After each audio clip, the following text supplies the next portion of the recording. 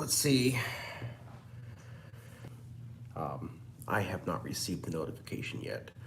And B, those of you that might maybe are in here and can actually see that I am live, is the audio good? Because we seem to have that problem consistently lately, and I don't know why. So, somebody get in the chat, let me know what's going on. Say something, let me know that we're good. That would be great. There we go. I have the notification that it is live now. So that's good. Doesn't appear like I'm getting a whole lot of anything back, though. I'm not seeing anything from you guys.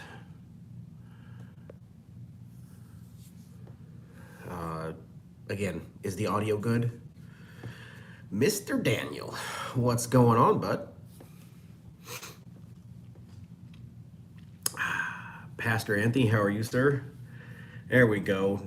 Now we're getting, everything's good. I think that YouTube was just a little bit slow in letting you all know that I hit the button and went live.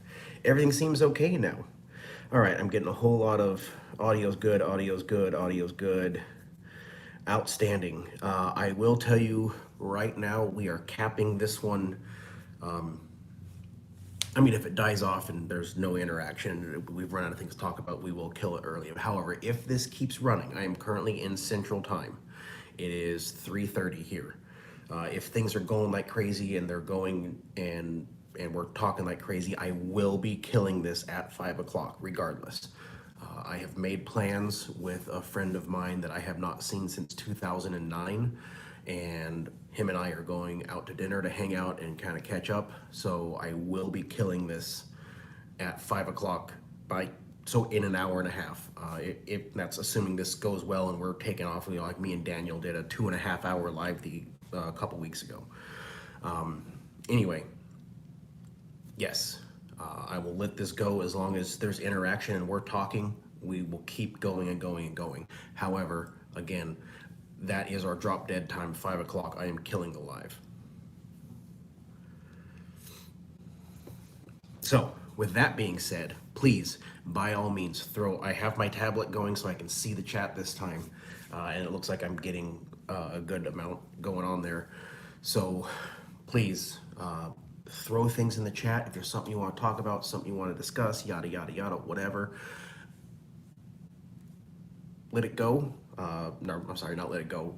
Put it in the chat and we will address it. And I'm just getting over a bad head cold or something, so if I sound weird, I'm sorry. And you'll see that in the video that's coming out. I've been filming since the day after the Transporter Rodeo, and I'm piecing this video together, and I'm planning to release it.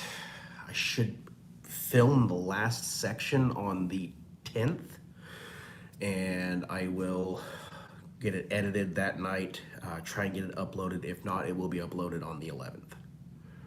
So, with that being said, let's get into the chat. And again, it's not that I'm not looking at you guys, but my tablet's down here, so this is where I can see the comments. Sound is good, everything's good, great. Sound is good. How are you? Pastor Anthony, I am, as I just said, getting over a pretty bad head cold. I don't know what it is. I had like this awful sinus pressure on the left side of my head. My eyeball hurt, my teeth hurt. Little bit of a sore throat. No, not COVID. I didn't have breathing problems. I wasn't just hacking and coughing like crazy. It was just a head cold or something. I don't know. Major troubles with my truck, living that driveway life. Daniel, what is going on? Please inform us. Or if you're making a video about it, let us know you're making a video about it and don't inform us. Chris James, what's going on, bud?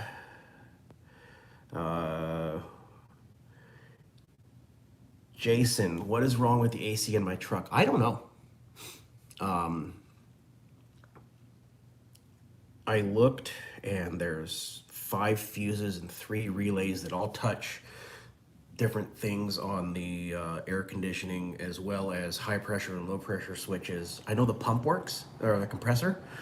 And then there's a few sensors that are in the HVAC module itself, which is where the whole dash and everything would have to come out. And I don't know what it is. And honestly, while I am decently mechanically inclined, that's not something I've ever touched. And I am not comfortable enough to the point where I want to tear into that, not knowing what I'm doing, because I don't want to put my truck out of service. Like I said before, I am planning to link up with Chris, who you guys all know, and he said he will help me out. So we're trying to get that orchestrated. He's finally got a solid plan of what he's doing for the next few weeks. So I'm trying to get a load that'll put me close to him, and we're gonna see if we can get this addressed, because this sucks. You guys are talking back and forth, trying to figure out what's going on with Daniel's truck. Kenneth Gump, how do the Horizon load boards look? They're starting to pick up. Where we're finally seeing, loads are coming into the main outbound board now. They're not sticking around because there's not a ton of them, but there are loads coming in, so that's good. Additionally, our reload board, while it's not booming, it is picking up some loads and seeing more than normal.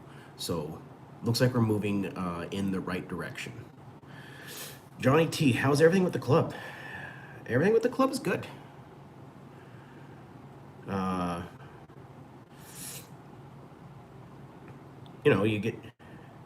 You get a bunch of alphas and there's some disagreements, but that's just normal life. But everything with the club is good.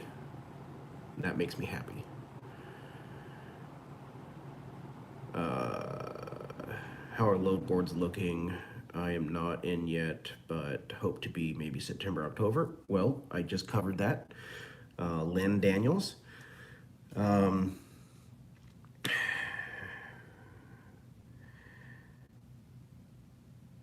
Let's see, we need to have a working party on the trucks. I need my AC and Daniel needs fuel pumps. Well,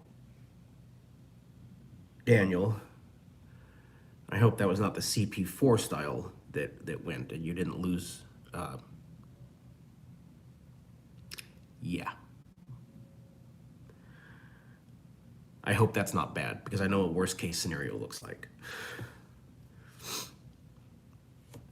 Lynn Daniels took delivery of a 21 F250 crew cab short bed with the heavy tow package. Outstanding.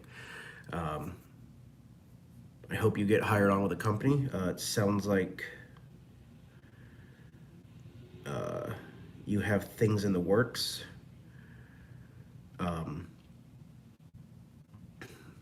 I hope you didn't put your cart before your horse like I did. I got very lucky. I had enough in savings that I could make my truck payment for a few months before I got hired on. I hope you didn't put yourself into a similar situation. Let's see, Pastor Anthony says, Chris James finishing up my sermon for Sunday. Cool. Heading into work for a 12-hour shift.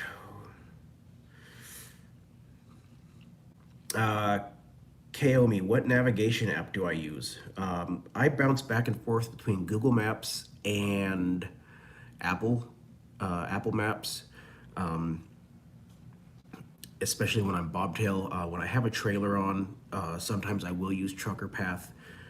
If it's a bigger one, it's not something I use all of the time, because if I've got one of these 20 whatever foot bumper pulls, I can pretty well get that through any road that Google or Apple are going to take me down.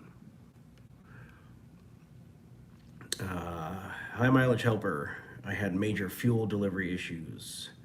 Problem was fixed for that. Video coming for that. Simultaneously, while having a driveline vibration and issues with the diff.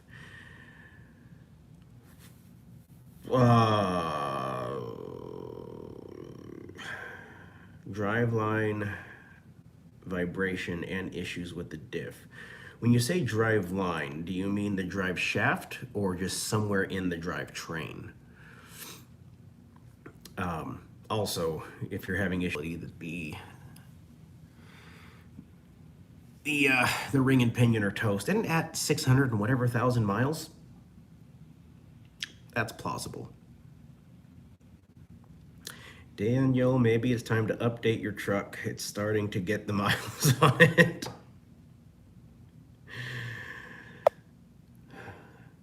You know, I suppose, actually, Daniel, given that your truck's older,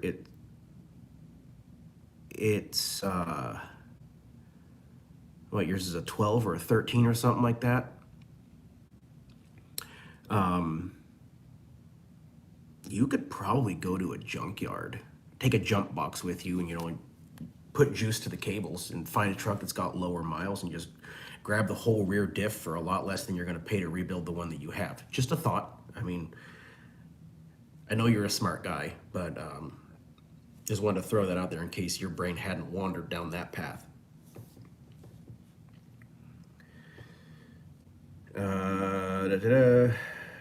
You said my name perfectly. Well, every once in a while, my brain comes together and I can put words out the right way. So, there we go. Let's see. No, truck was in the plans anyway, so it's in my budget. The bandits have helped a lot. Just did a payload of 2540 in the bed for my work today for them as they couldn't get it delivered. Oh. Well, that's cool. Just to make sure I'm understanding that right, you put 2500 in the bed of your truck currently and did a run for your current job with that, which 2500, that's pretty close to anything you're gonna see even on like the bigger fifth wheels. Yeah. So if your truck handled that fine and you weren't over your axle weight or any of that, like that's the big thing. Watch your axle weights, watch your weight ratings, and make sure you're not over on any of those, because the last thing you need is to be over on any of those ratings and have a DOT officer that is having a day and he decides that he's going to make an example of you. Oh, look who finally caught a live video.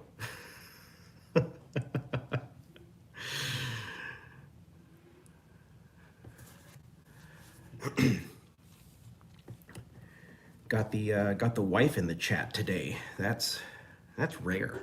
Don't ever catch her in here. Hank, how do ELDs work with personal driving?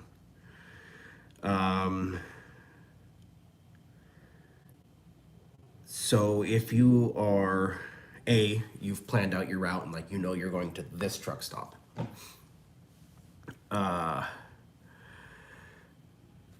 You show up there, there's no parking. And you're out of time because you knew that, pulling up to that one, you had 4 or 5 minutes, whatever, to spare. Or you planned for a 15-minute window and you caught construction or traffic or whatever, and it slowed you down, so you're tight. You're about to be in violation, but you can't park anywhere. You are authorized to use personal conveyance, seeking safe haven to get to the next available area, rest area, truck stop, whatever. Most companies frown on that. I know Horizon frowns on it very strongly. I have had to do that a couple times just because I planned this out and whatever happened. There was one time I had an accident and I was sitting on the road for 2.5 hours, just sitting there. And it wasn't like the ELD would kick out of drive mode. because we were going, and we were keeping above below that 3 mile per hour barrier to kick it into driving. So I couldn't, on duty, sitting in traffic due to accident, because it kept kicking into drive. So I ate 2.5 hours of drive time sitting there, and that kind of put me into the middle of nowhere. Personal conveyance, seeking safe haven due to accident on interstate, da da da da da, in this area, mile marker or whatever, for X amount of time. And I just went into the next truck stop. It took like, I think I used like 7 minutes of personal conveyance. Again, very frowned upon. However, in situations like that, they understand. Now, situations like right now, where I made it, which you will see in the video that I will be releasing, like I said, probably on the 10th or the 11th by the time I get done filming and editing. I made it to my pick location yesterday. Now, since that is where I am picking up the unit, I went into personal conveyance and I put in the notes, personal use. I'm on a 34-hour reset. I'm using my truck for my personal use. Like, I came to this hotel with the outstanding artwork that you saw as the thumbnail. A buddy of mine that I went to Iraq with, that I was trying to meet up with last time I was here, and we couldn't just because his work schedule. Him and I are going out to dinner as soon as this is over. That's going to be personal conveyance. And I will go back to my pick location to come out of personal conveyance. I'll then do my pre-trip, and I will pre-trip my trailer, and I will do my pickup procedures, and all that will be documented. I'll be past my 34, so I'll have a fresh clock to do that. And as long as you end your personal conveyance where you begin your personal conveyance, you're fine. Again, unless you're falling back under that rule of something unforeseen happened, and that caused you to not make where you were planning to, or where you were planning to go ended up being full when you arrived. Now, with that being said, you can't be like, oh, I hit traffic at 5 o'clock in Chicago, Illinois, gotta use personal conveyance. No, everyone knows Chicago's going to be screwed at 5 o'clock. So you can't use that excuse. I hope that made sense. Yeah.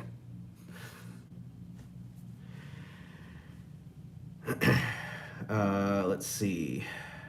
Bags are in the near future for my truck, just waiting for a layoff at the end of next month. Oh, airbags, helper bags in the back. Gotcha. Yes, they needed water softener, salt, payload sticker, and door says 24, but the truck has a 350 axle and springs with overloads. Gotcha. So you were a touch over. Just be careful. I mean, you're probably going to be fine, but be careful. Oh man, not a whole lot going on in the chat. Am I just not catching chat? Nope. Okay, so come on now. I don't want to cut this video this short. You guys gotta have something that you want to ask, talk about. Alex, what are we talking about? Well, that's a wonderful question. What are we talking about? As always, my lives are whatever you guys want to talk about. You guys kind of dictate the direction of these. I don't typically have a topic. I am close to-ish, kind of, sort of, in your neck of the woods, Alex. Kind of. Not really.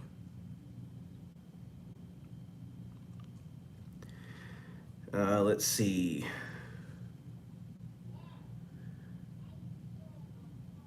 I am Holy Damon. Just got off work. That's awesome. I have not gotten a trailer yet. I am starting to second guess my original idea of staying out of that. I'm thinking that might not be a great idea. I'm looking at getting into the flatbed division. The issue is trailers are currently back ordered 13 months. So that's neat. Working on a couple things. If I can make either one of them happen, I can probably come across the trailer much sooner than that, as well as the bed delete for the streetwalker, and get into that life. Again, I'm not 100% positive that's the route I'm going. There are some concerns that I'm still going through back and forth in my head, but it is not the definite no that I thought it was a few months ago.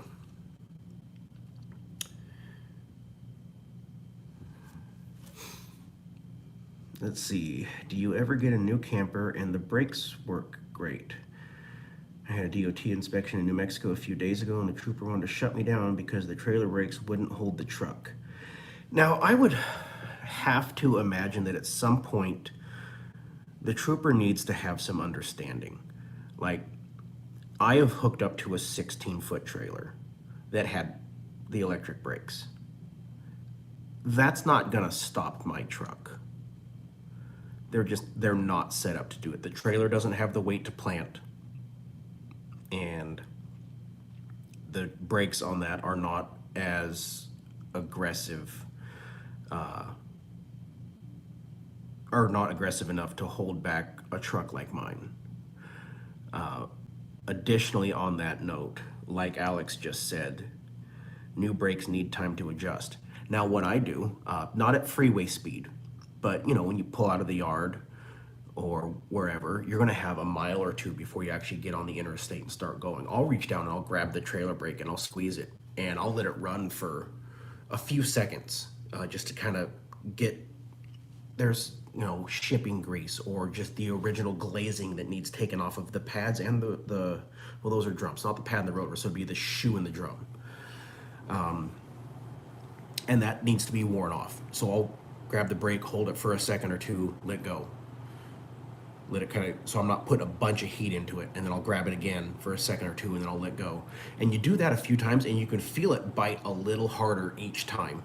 On top of, I don't have a whole lot of experience like taking these brakes apart and playing with them like Alex does in his. While I'm positive a Big Tex is a different setup than a Jayco trailer, the same general idea I am also positive is the setup, and they need to adjust themselves as well. So that would be my advice to you, Brandon. Let's see, when you hit 70 hours, working hours, and you take 2 weeks off from towing, do you unplug the log? No, I don't. And that's because I have other vehicles at home. I don't ever use the streetwalker at my house. And if I'm taking 2 weeks off, clearly I'm home. Because if I'm not at home, it's 34 hours and I'm running. So no, I've got the Viper truck, I've got the Suburban, I've got the Harley. I'm not using the Streetwalker for anything.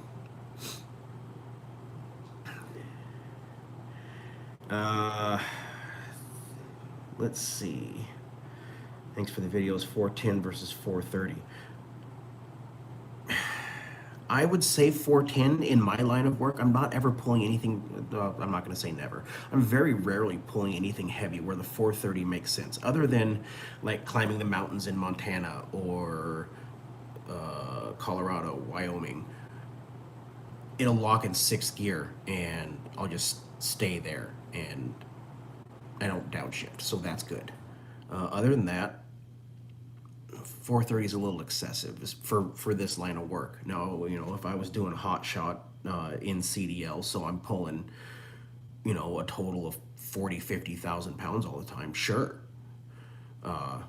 Maybe not 50. I mean, my truck with the 430 and being a 450,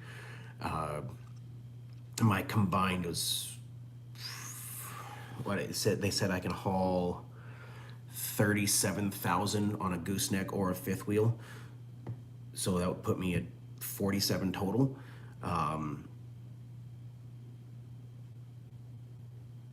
Then yeah, the 430 rear end makes a lot of sense. Usually picking up Forest River, I have to set the brake really hot. After about 50 miles, they work right and I turn them back down. So there you go. Basically exactly what I said about bedding them in yourself. How many miles on the turd? Well, the turd has not had any mechanical failures, some creature comforts. I had a wheel bearing. It didn't leave me stranded, but it started making noise. It was worn out. So, I don't know. She hasn't had any mechanical failures, but she's at 294 and some change. Not bad for 2 years old. August 1st was my 2 year mark with this company. So there we go. And I bought the Streetwalker brand new. She had a couple thousand miles on her by the time I got out to Indiana and did my orientation and started pulling.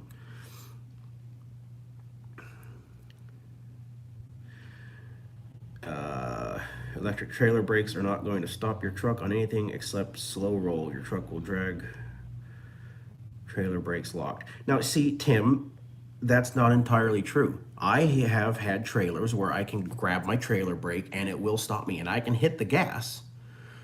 And if I'm just light on it like the DOT would ask you to do, it will absolutely hold me in place. And if I get into it, then it'll start.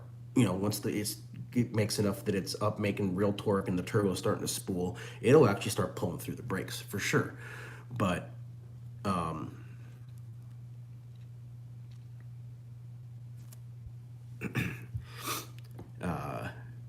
no, not every trailer is going to have the ability to hold a truck back, especially, something that's got low gears and is a diesel. I saw that podcast with TFL. That was actually pretty cool, Alex. And I will agree with you 100%. The exhaust brake on the Ford is subpar. For what I do for work, it's plenty. But most of the time, I've got between 7,000 and 9,000 pounds on the back.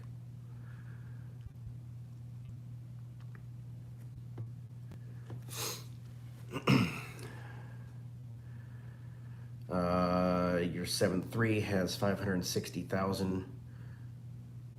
That you have a manual. So the 7.3 was a very well put together engine, and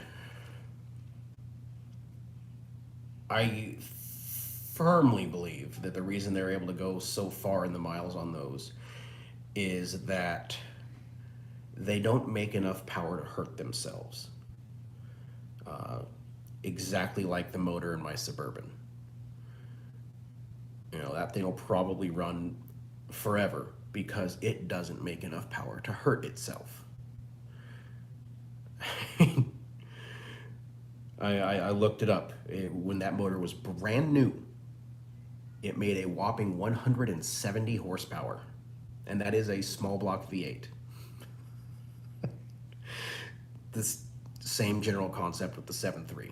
Not that it was a bad motor and it just is lucky that it's weak, but they make enough power to pull things. It's a good diesel, and at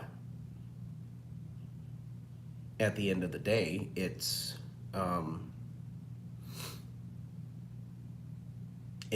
doesn't make enough to hurt itself.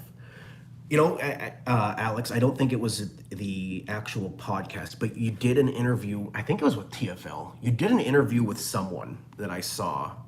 It was a month ago, maybe 2 months ago. It might not have been TFL, but I saw there was a different channel that did an interview with you.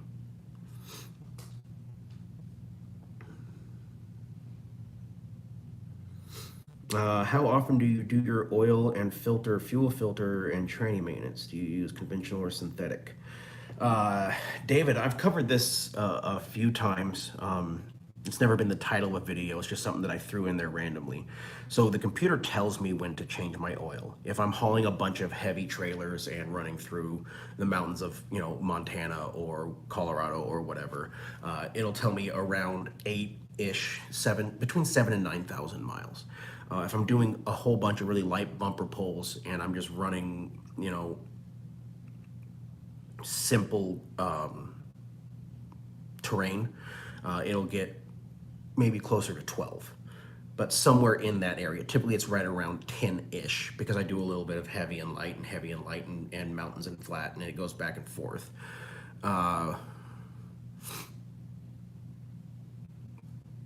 And anyway, I got sidetracked.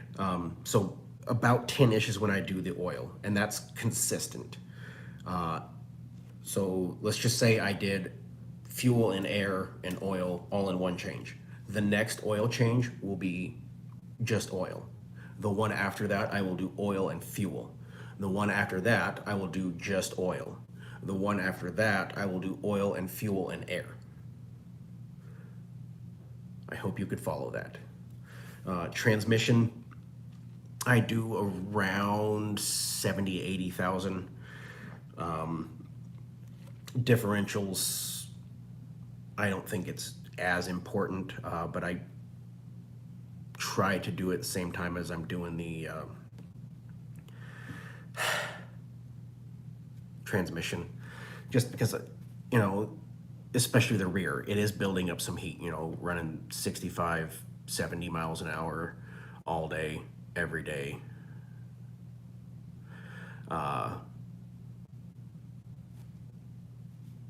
They're going to build up some heat, and it's not a terrible idea to change that oil out. I'm not as concerned with the front because I have the hubs that unlock, so I'm not putting any strain. You know, the front's not doing anything. The transfer case isn't spinning the drive shaft.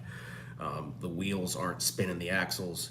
It's just sitting there. So if that oil sits longer and I don't change it as often, great. Especially since that one doesn't have to have a drain hole, so I have to pull the cover off and clean it and get a new gasket and all that crap.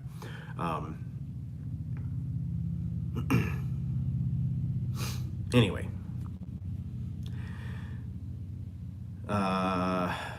let's see. No, I was not referring to the video he did where he was talking about Fords. As I said, was referring to the video where he was on somebody else's channel.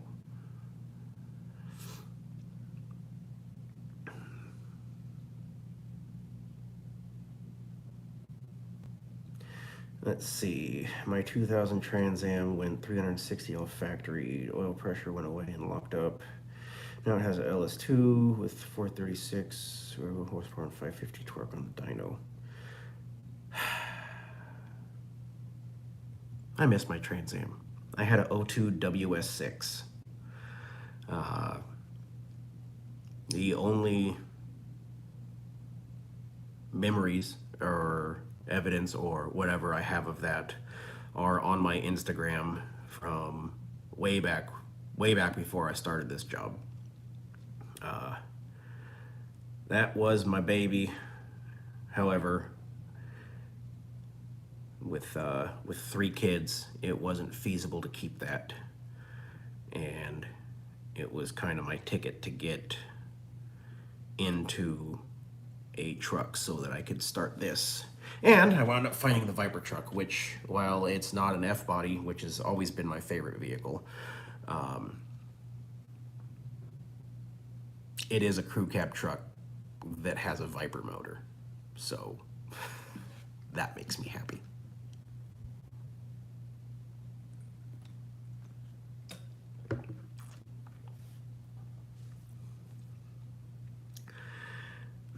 Let's see. Yeah, the 7.3 were on forever. Too bad they stopped making it.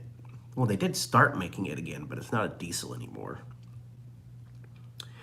And I saw a video, a guy did heads, cam, and intake manifold, and I think he made like 800 horsepower or something like that. That's dumb in all of the best ways. California has delayed me 6 months getting my CDLA. Now I may have no choice but to go to hotshotting.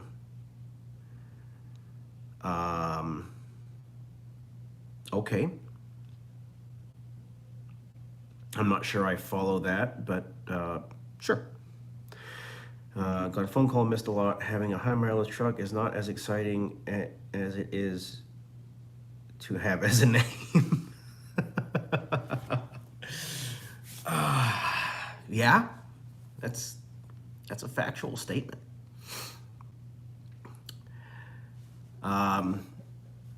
I will make you one heck of a deal on a lightly used Ford F450, Daniel.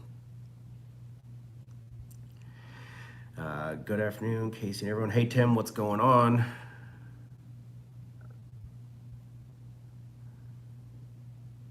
Um, no, I was using somebody in Florida. Um, I will not be using them again. Um, so I'm gonna find someone local to me. Boise's a fairly, maybe not a major hub, but definitely a major through route. So it shouldn't be hard to find someone who's familiar with the transportation industry to take over next year for that.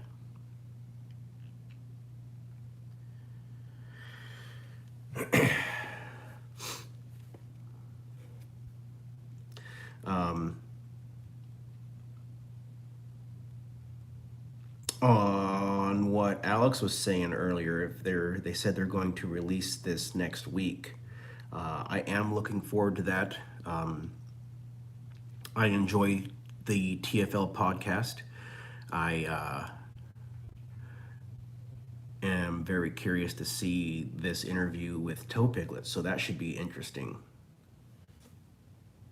It sounds like it's raining, but it's not. It's probably just all the humidity in this state just running off of the roof and dripping like rain on the ground. Like I said last time I was here, somebody needs to tell Texas that the air is not supposed to be wet.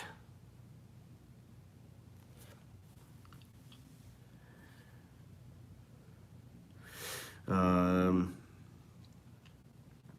See, yeah, there could be some good ones in Indiana. That's very possible. Very, very, very possible. I need a beard trim. I haven't been home in over a month. Well, that's kind of partially false. I was passing through home. I had enough time to get to the next town past my house. I stopped there. I changed my oil. I did my laundry, and I got back on the road. So it was just a 10 hour, which was like 13 or 14 or something like that. But still, I need a haircut. I need my beard trimmed. It's getting wild.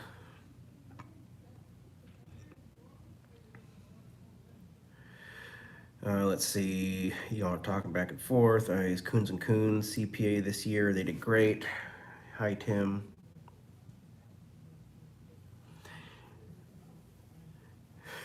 Well, I'm not one to kick a man when he's down. And again, as I've said 100 times, there are great trucks and there are crap trucks from, I don't really want to say everyone. Again, I love Chevy. I've always been a Chevy guy, but the Duramax is garbage. But if you are able to build a YouTube channel with a pretty decent following on repairing your truck, I think that speaks volumes.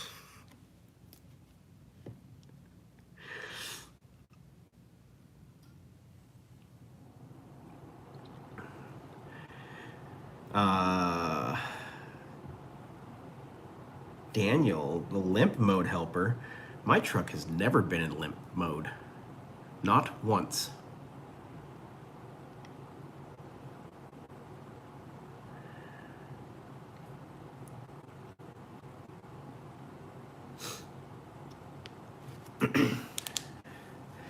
Let's see. Depends on if the truck was made on a Monday or a Friday. Yeah, well, and I think that Monday and Friday trucks are the same because everyone's hungover on Monday, and on Friday they want to start they want to get into that hangover. But your Tuesday, Wednesday, Thursday trucks, like those are your money trucks. Clearly, the Streetwalker is a Wednesday truck. because the creature comforts have failed me. So people are just starting to, it's hump day. They want to get to that weekend, so they were starting to kind of halfway do some things. But mechanically, like I said, I've had no problems with that truck mechanically. I don't know. Like I said, I've always hated Ford, but the more and more I get into this, you know, I Chris has, I think he said he's at 513,000 miles,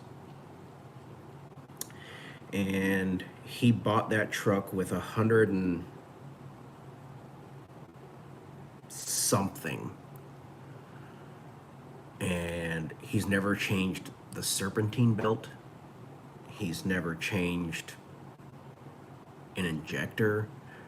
He's done all of his filter, fuel filters, oil filter, air filter, your basic maintenance.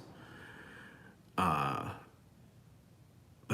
it's still running the factory serpentine belt at 500 and whatever thousand miles. The only thing he's ever had to change, and this is a known issue I did a video on, where your up pipe gets coated in oil because of your crankcase ventilation filter. It blows all of that back through. So your charge pipe that goes into the mouth of the turbo gets covered in oil. Eventually his let go, and it got to where it was starting to blow that off, and he needed to replace it, but he was trying to finish the load he was on and then get to the parts store to get that whole tube replaced, because it had enough oil in it that it didn't want to seal anymore, and when he would climb a hill, it would blow the charge pipe off. Well, one time it blew the pipe off and it cracked one of the fittings on the intercooler because it was plastic. That's the only part of the engine he's had to replace.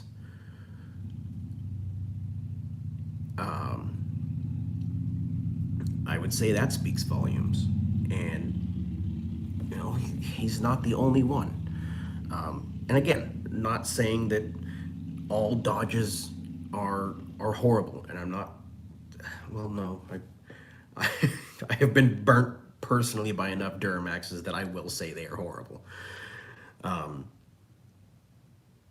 But while you see far more Rams in this job, I have to think that a part of that is they're closer now, but years ago they were a much cheaper truck as far as like your actual sticker price. They're getting much closer in price now. I don't know if they're coming up or Ford's going down or both, but they're getting real similar in price. And as you're seeing that happening, I'm seeing a lot more Fords on the road than I used to too. Used to as well? I don't know. English, yes.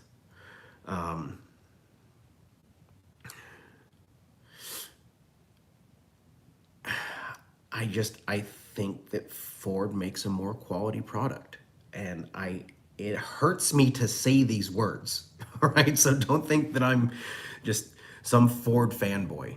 I I'm not, but it's,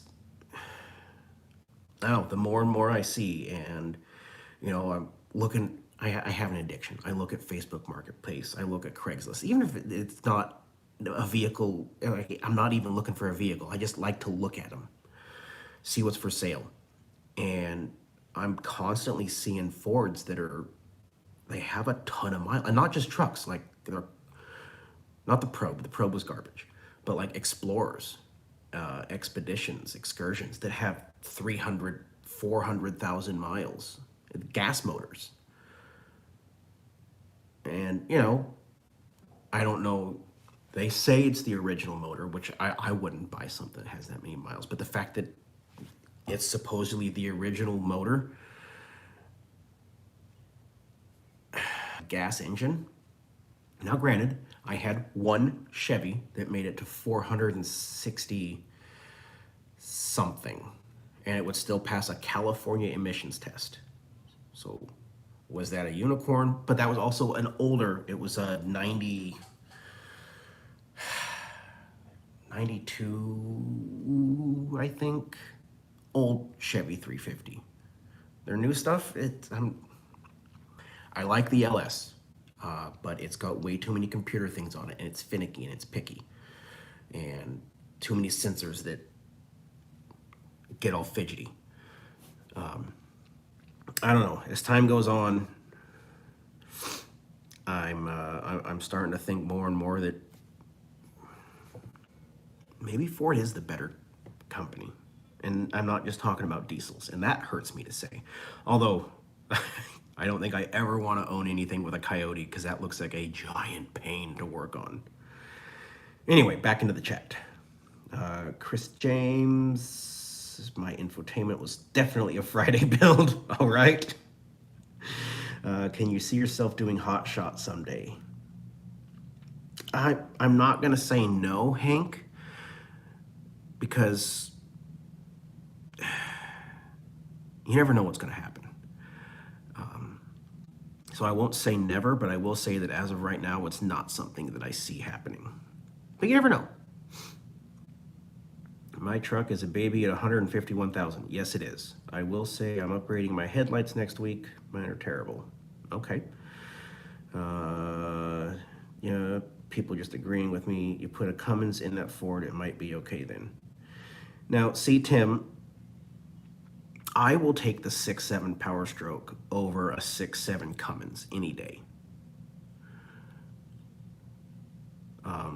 Now, you want to talk about the 5.9 Cummins, that could be a different story. I think the 5.9 was a far superior diesel than the 6.7 is. My personal opinion.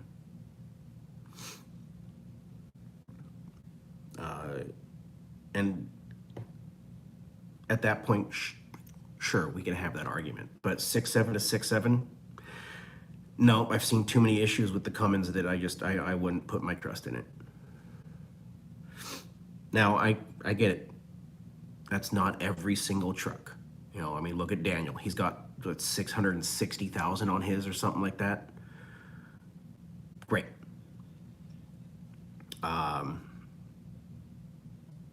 But, you know, you look in the RV transporter forums, the hotshot forums, and you see far more Dodges that are having issues than Ford. Now, could that be because there was so many more Dodges that went into this because you could get one for $20,000 or $30,000 cheaper? Sure, that's a possibility. That's a good possibility. I don't know. But I see too much information that makes me not have a lot of faith in the 6.7. Ford and Dodge are a lot better. Yeah. Chevy really, they did a number on that new body style.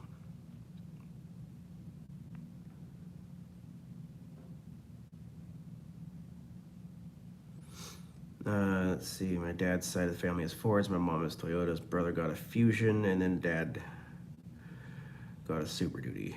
Okay. 2020 Ram at 83K.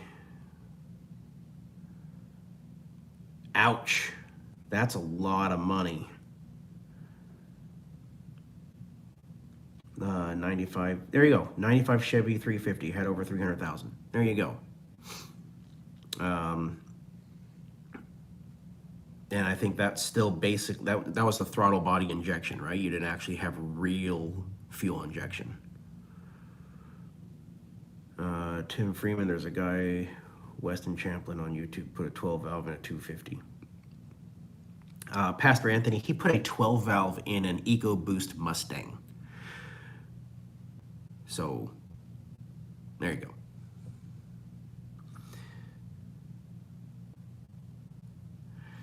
During slow times, a single tow guy can't use his truck for anything else, but a haul and tow guy can use his truck to haul cars as a backhaul. That is correct, Kenneth. That is absolutely correct, Kenneth. 100% yes.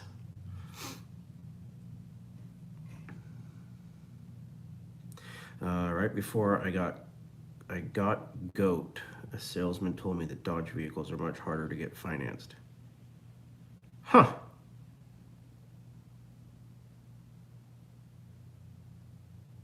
That's weird. Was this a Ford salesman or a Chevy salesman? Because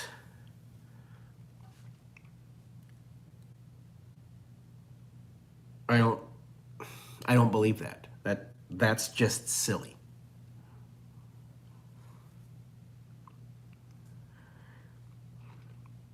Unless you've got dealers that are marking up the price. You know, if Ram says the MSRP of this truck is $70,000, that's what Ram said. Then the dealer's like, well, we have a truck shortage, so now it's $80,000. Okay, sure, that's going to be harder to get financed.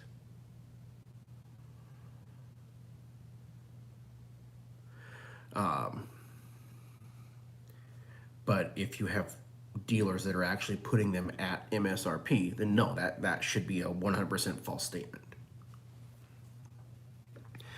Daniel is currently under the truck. I think I've narrowed the problem down to rear pinion, which has never been replaced, and seal plus fluid change. Okay. Narrow the problem down to rear pinion. So you're getting slop in the drive shaft when you put it in neutral.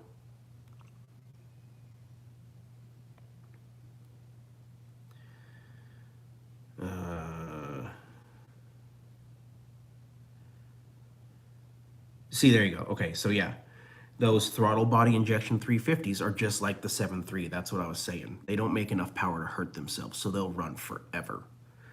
And it's not like, they're definitely not fast. They're not fast. But they're not super slow either.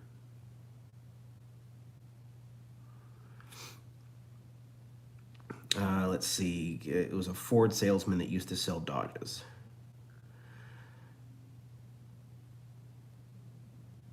Yeah, sorry, Chris. I'm not buying it. I think that salesman was blowing some smoke right at you. That would be my guess. Because that sounds like a bunch of horse dookie.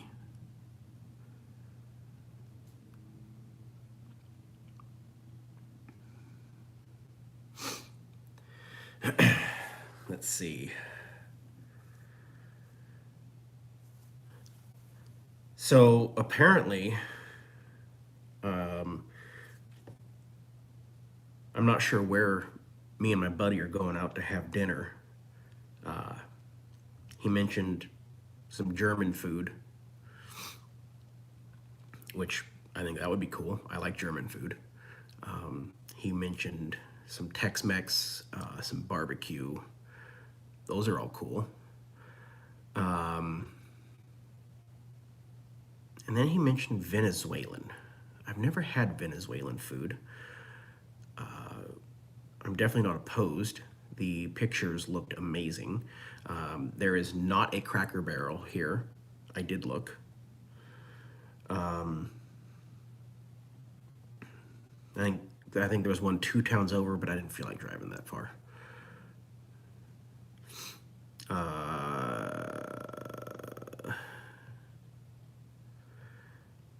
Anyway, the Venezuelan looked really delicious. So I guess we'll see what happens. Maybe it'll make it in the video. If it's so good, I will put it in the video.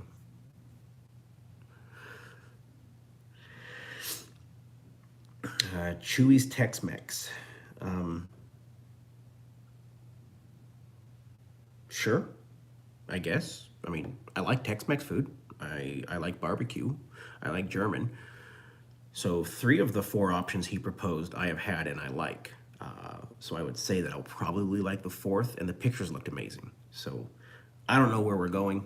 I'm not in charge. He's the one that lives here. This is his town. I'm just here. Let's see, I'm sure you've said this before. How big is your auxiliary fuel tank? Now, it is not fair for me to just answer that question as you put it, because my truck has a main tank of 48 gallons.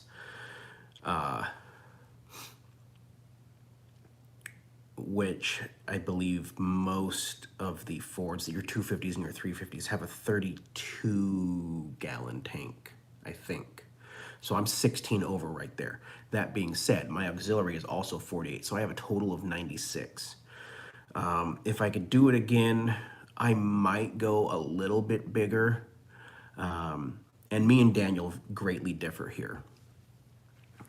His auxiliary is like 115 or something like that, which I get where he's coming from. Absolutely, I do. But I have two toolboxes in my bed. One has my basic toolkit, and then all of my different hitches and the battery and all of everything I need to haul a trailer is in my rear box. And then my front box has everything I need to do an oil change, all of my fluids and filters, and my snow chains, and my triangles, and jumper cables, and that kind of stuff. And I really don't have any more room.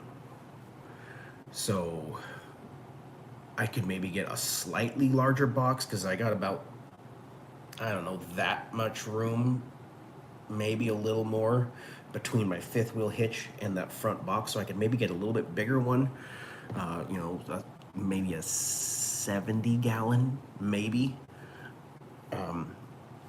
And at that point, with your main being a 32, I think that a 70 or a 75 would probably be ideal.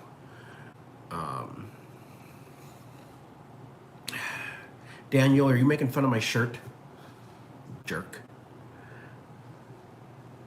But at the end of the day, I think that having a total, I I have a total of 96, and I think that that's maybe a touch small. There have been very, very few times, but they have happened. You know, I got a heavy trailer and a headwind where I burned through that in a day. But I think I've only had that happen twice in 2 years. So right around 100 gallons, I would say is your minimum. I wouldn't go any less. That's just my personal opinion. Everyone is going to have a different setup. Just like Daniel doesn't have all of the storage needs that I do, so he can have the bigger tank. Neither way is right, neither way is wrong. They both work. You gotta figure out which one works for you. You know, like right now, I've been on the road for over a month. Well, exactly a month. So having the ability to change my oil on the road, which I should do, but because of things in my truck, I can go a little further than what the computer says safely. You know, it says change your oil now. I could realistically probably go another 7 or 8 thousand on my oil. I choose not to. I listen to the computer. However, this time, because it happens to fall where I need to do oil and fuel, I'm going to wait until I get home. So I'm not dealing with fuel on a parking lot oil change.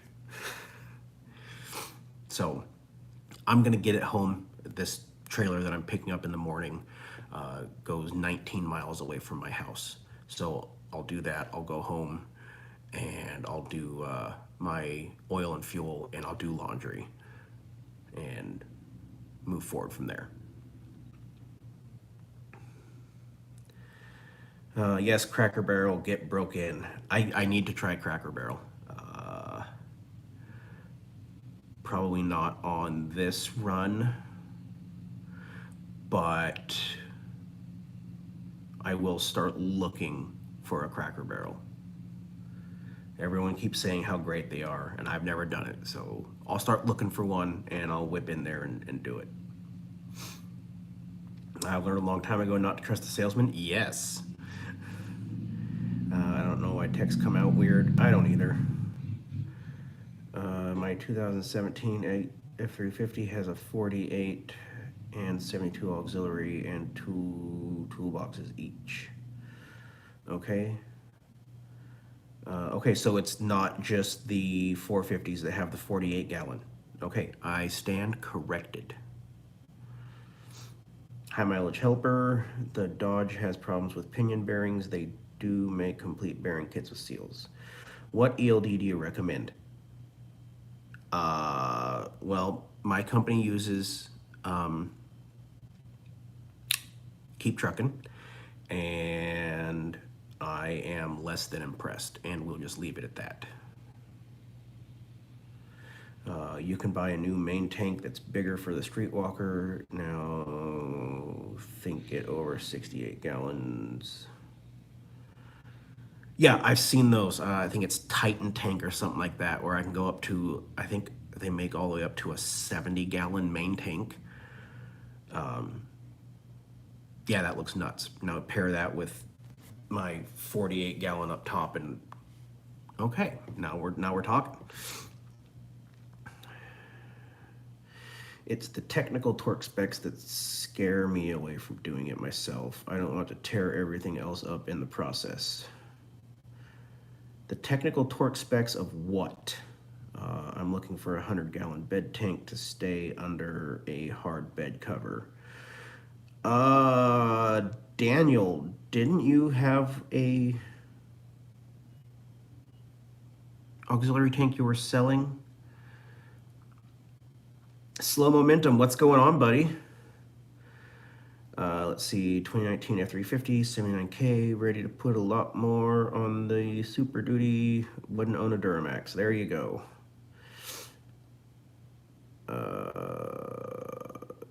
Yeah. Well, the period's all over and gone. I talked to Horizon about it. Like everyone knows, it's covered. I pulled into a truck stop. I put it in park. I sat. It said I had 1 minute of drive time left, and you gotta wait for the screen to unlock so you can hit it and change your duty status. It unlocks. I hit the button. I hit off duty and save status. It rolls. It shows off duty, and then it pops violation after it already said I was off duty. So, like, I'm in park, and it said I still had drive time. And then I changed my status, and then it pops up with, nah, just kidding.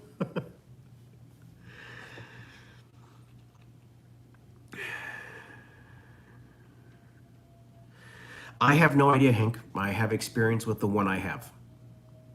I couldn't tell you what ELD is best.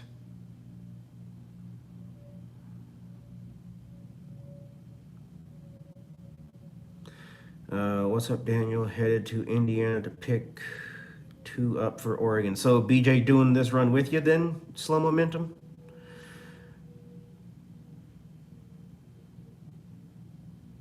I did not know we have Cracker Barrels close to the house. Maybe we'll have to go try that.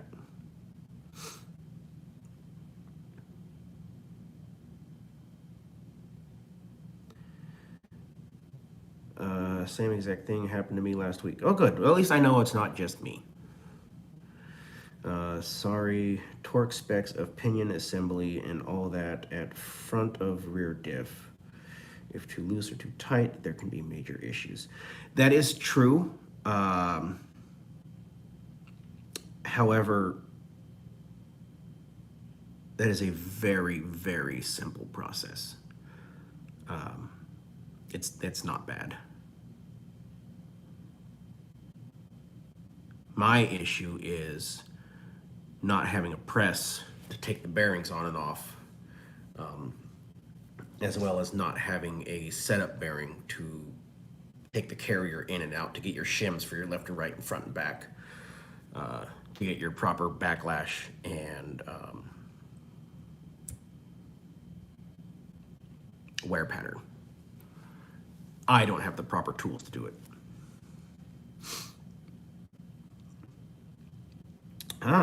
Cracker Barrel in Kingman. was looking at a house down there. It went pending. If the pending does not go through, I still might jump on it.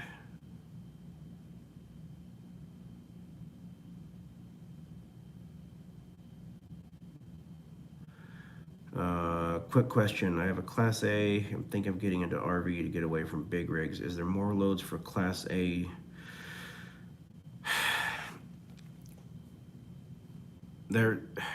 That's not a question that can be answered, Aiden.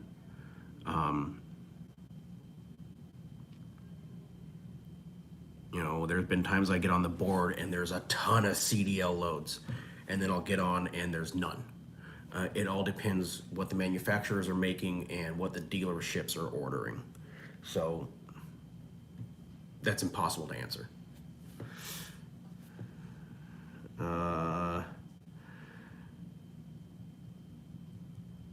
When are you going to be passing through Idaho on your way to Sheridan, Mr. Slow Momentum, sir? Grim Reaper, what's going on, bud? Things are getting better. I got pretty sick there for a while. Coming out of it now. No, it's not the Rona. It's just a head cold. I just had sinus pressure on one side of my face. Not the Rona. Now let's see, 49 gallon on board, 100 auxiliary. Yeah, I'd say you could be really picky where you fill up. You got an extra 53 gallons on me.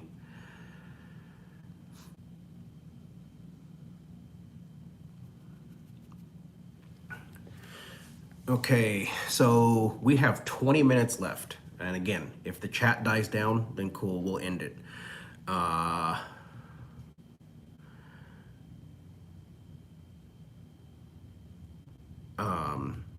So, yeah. But again, I do have to cut this at 5 o'clock, regardless. It's not bad torque pinion, just have the old school torque wrench for preload. Yes. Yep, that sounds good. We can take the family out there and eat. That sounds wonderful. Monday night or Tuesday morning? Okay. I will be home Monday morning, and I will be getting, you know, if the load board cooperates with me, I'll get back on the road Wednesday. So, depending when you pass through, well, you know, maybe we'll just all go to Cracker Barrel together Monday night.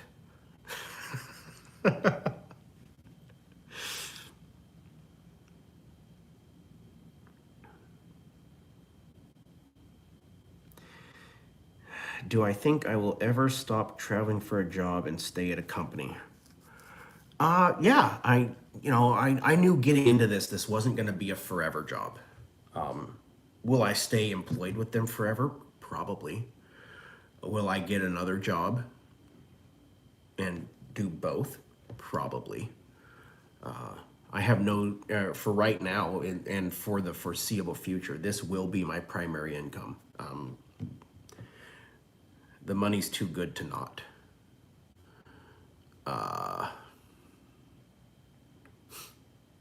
The money's just too good to not.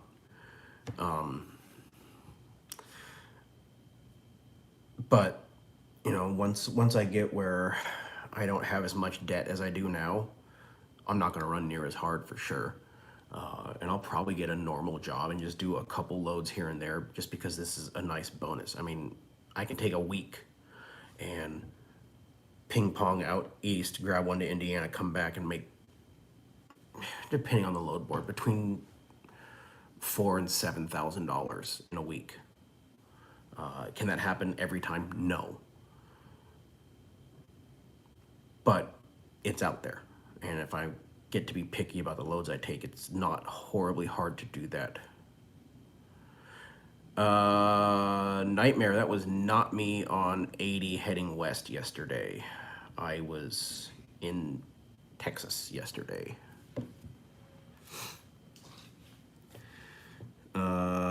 Let's see. All right, you let me know Monday. How many sets of snow chains do I have for my 450? So I have one set of dually chains. They're specifically for the dual wheels. I have a set of snow socks for my front tires. And I have two sets of snow socks. The way that they have them set up is like this part number will fit all of these tires, this part number will fit all of these tires, and between the two of those I pretty well have every trailer tire covered. So I have four sets, three auto socks and one actual chain, and I did have to use all of them once.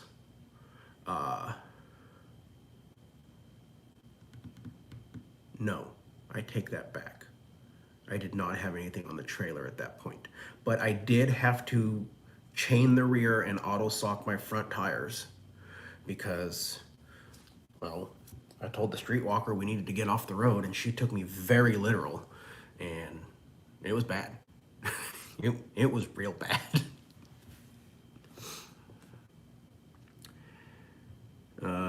Let's see. At home in Georgia, changing your oil and brakes. See, you live in another one of those silly states that think the air needs to be wet. Why? Why? Why? Oh my God, my beard. I need a beard trim. Favorite truck stop?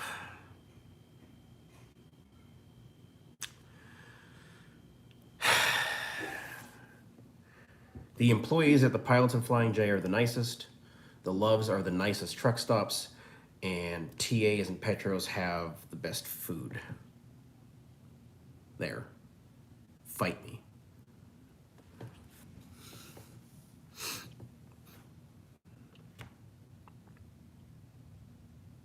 See, all these states, all of them are dumb. Y'all need to get your stuff figured out. The air is not supposed to be wet. I'm retired, waiting on part shortage, slow, then start pulling trailers. A retired government tech mechanic. The hiring process is not a short one, so keep that in mind when you're trying to plan your when you want to start. Favorite place to vacation while being out west?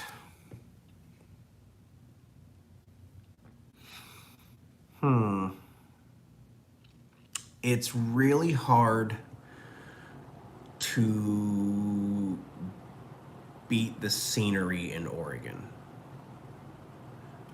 It is, if not the one of the by far most beautiful states I've ever been in. And if you're talking about West Coast, then yeah, absolutely Oregon would be the state I would go to. If you're just in the western area, Utah, Nevada, Arizona all have great off-road wheeling capabilities or opportunities just due to having so much BLM land and the way nature has everything set up.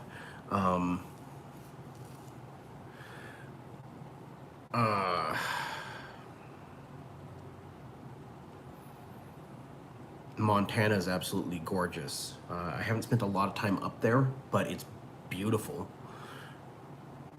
I don't really want to say vacationing in Idaho, but we have high desert and forest and more rivers than any other state. So there's that. Basically, the whole western half of the country is better. So there.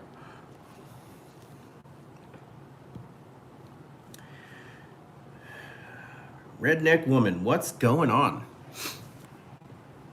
Was it wet in Texas? What do you mean was? It is wet in Texas.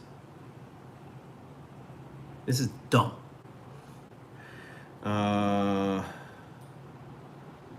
have no idea if Ford has fixed the issue. I don't.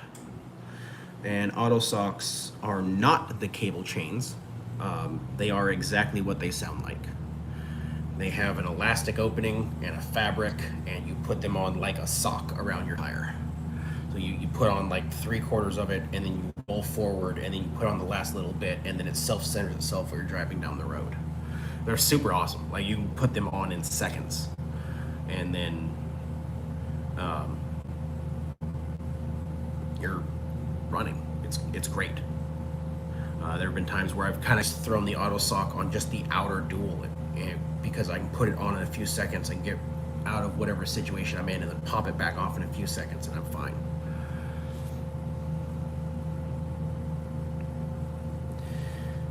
For Horizon, when you get a load and you see the miles, is there a specific route you have to follow? They do give you a PC miler route. You do not have to follow that exact route. I actually did a video covering this, so I'm not going to go too far into depth because I don't want to misquote things, but you do not have to follow the exact route you're given. However, like if I pick up in Arizona and the route they want me to go is through California and up into Oregon, and I decide, well, A, because of California's 55-mile-an-hour law, which I find extremely unsafe because I'm doing 55, maybe 58, and everyone else is doing 80, and they're flying around me, and they're on their, I can see them on their brakes, diving around my trailer and back and forth. That's dangerous. Now, that being said, the permit, because you have to get one to go through Nevada, is $100. Now, they will not reimburse me that $100, but it's typically a shorter route because you're going diagonal instead of over and across. But the customer doesn't want to pay for the permit, and they think it's better to go to save a few bucks and pay a few more miles. So the customer's saving $20 or $30. Now, I'm driving maybe 100, 150 less miles, which is awesome, and I'm not doing 55 miles an hour. So while I'm going to eat that $100 permit, I'm saving myself almost a whole day's worth of driving, and I'm driving less miles. So at the end of the day, I'm probably out of pocket 20 or 30, 40 bucks, but I saved a day of driving, which now for that day, I can grab another trailer and make another $600. So while I'm out money up front, I'm definitely making it back on the back end.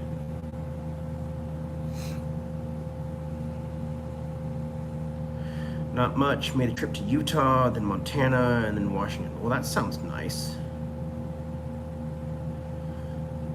Yes, the Tetons. The Tetons are absolutely gorgeous. I did a Camping World commercial shoot. The Streetwalker was in a commercial for Camping World, which was funny because I did that like a year and a half ago, and I just saw the commercial starting to come out now. So, whatever. Anyway, Streetwalker's in commercials. Did those in that.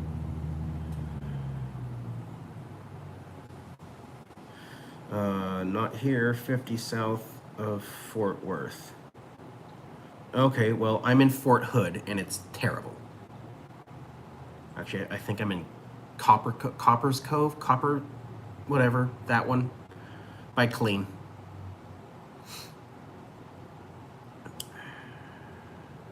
Yes, the west side of the country is better except California. Now, California is beautiful, and they have the best weather in the country.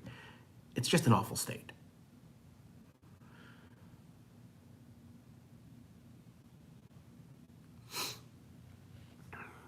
Yeah, I think I need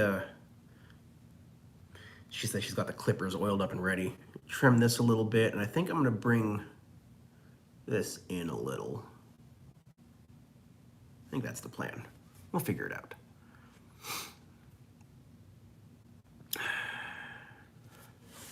Need to do a little something over here too. This is getting wild. It's getting wild. And under the hat is real bad, so we're not even gonna bother taking that off right now.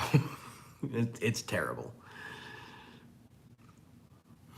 Hey guys, we're down to the last few minutes here, just so you know. So if you got any questions you want covered, go ahead and throw them out now. Anything that's popping in your head, because hard stop. 5 o'clock, this is shutting off. It's not, oh, I see a couple questions left. I'm going to get through them. At 5 o'clock, I have to shut this off because I have my phone on Do Not Disturb.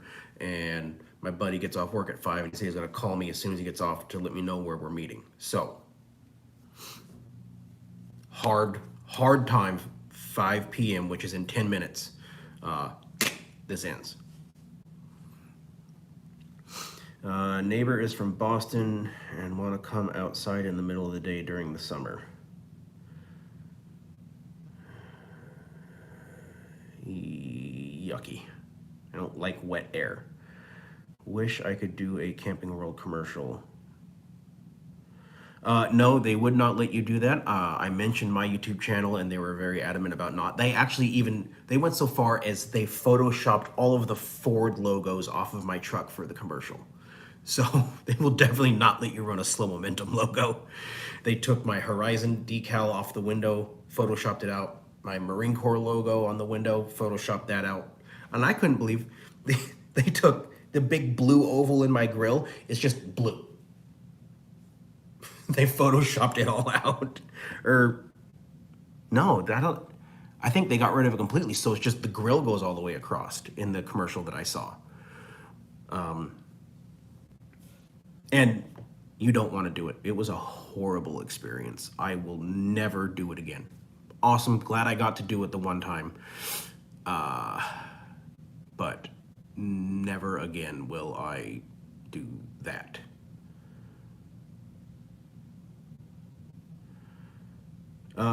No, we're not doing a high and tight. My times of high and tights and flat tops are over. I do have something I'm doing with my hair, but I gotta wait for some more growth and we'll see how it goes.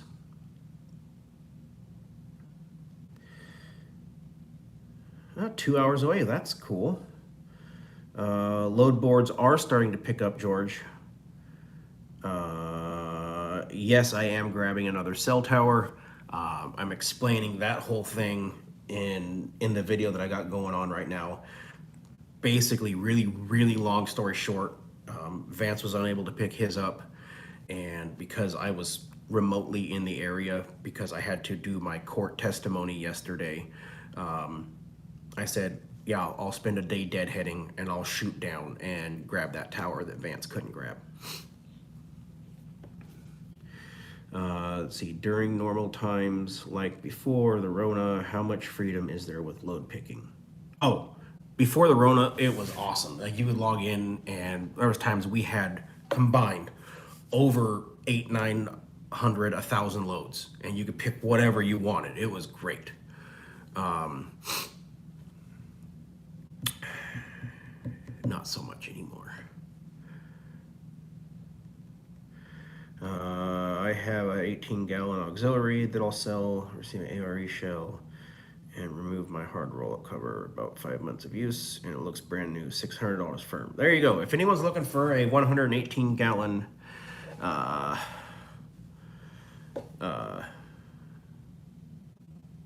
auxiliary tank, get a hold of Mr. Devil Dog there.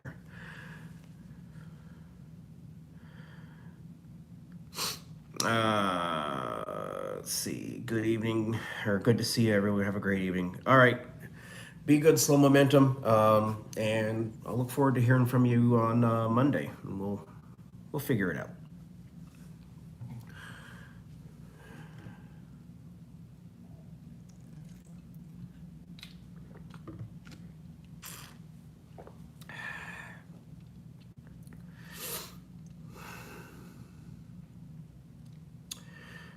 Okay, so we're starting to lose people watching, which makes sense because I said we're killing it in a couple minutes.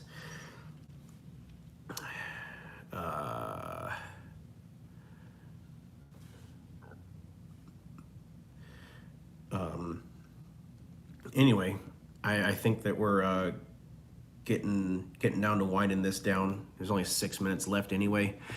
So unless something great jumps up in the chat in like right now, this is going to be the end of this video. I do greatly appreciate you guys coming in here and hanging out with me. I appreciate you talking. I appreciate you conversing with me. Devil Dog just threw his email out there for anyone who wants that fuel tank he's getting rid of. Hank, most of the trailers are under 16. Now that's under 16 GVWR. There's a good chunk under 16 actual, almost all. I've only had one that put me over.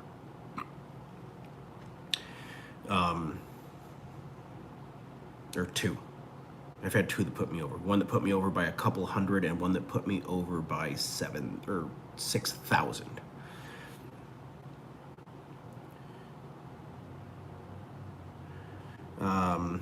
Anyway, like I was saying, I really appreciate you guys coming in. You guys make this channel what it is. Those of you that did not throw a tantrum when I said that I was changing the content of the channel, and decided to hang around for the RV stuff that does still come out, or that wanted to hang around to watch the lives, I appreciate you guys greatly. To the very few of you that watch the videos that are not RV transport, I really appreciate you.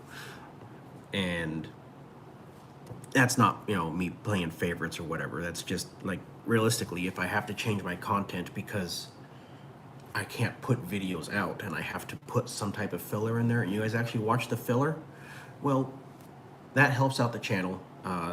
That helps a lot of different things. That helps to push the new content out to new people, which will grow the channel, which ultimately benefits me, and could benefit you guys, because you never know who that's going to bring in that might have insight in these lives for whatever you're dealing with in your life, whether it's your race car, your drag car, your off-road crawler, your motorcycle, or your RV transportation truck, whatever. You never know who's going to be brought in by you watching the videos, which then YouTube pushes that content out to those people. So I appreciate all of you. I truly do. And one quick scan through the comments here. I couldn't give you an answer to that, Hank. It varies day to day. It's a different answer every day, as far as the weights of this or the weights or that. You're gonna do more bumper pulls than you are fifth wheels. That's just a given. It's a fact. Yes, the 40 and larger fifth wheels are the ones that are going to put you over that weight. The triple axles are close, but they're also my favorite ones to pull. And that catches us up with all of the questions in the comment section. So as always, those of you out on the roads, I wish you fair winds and following seas.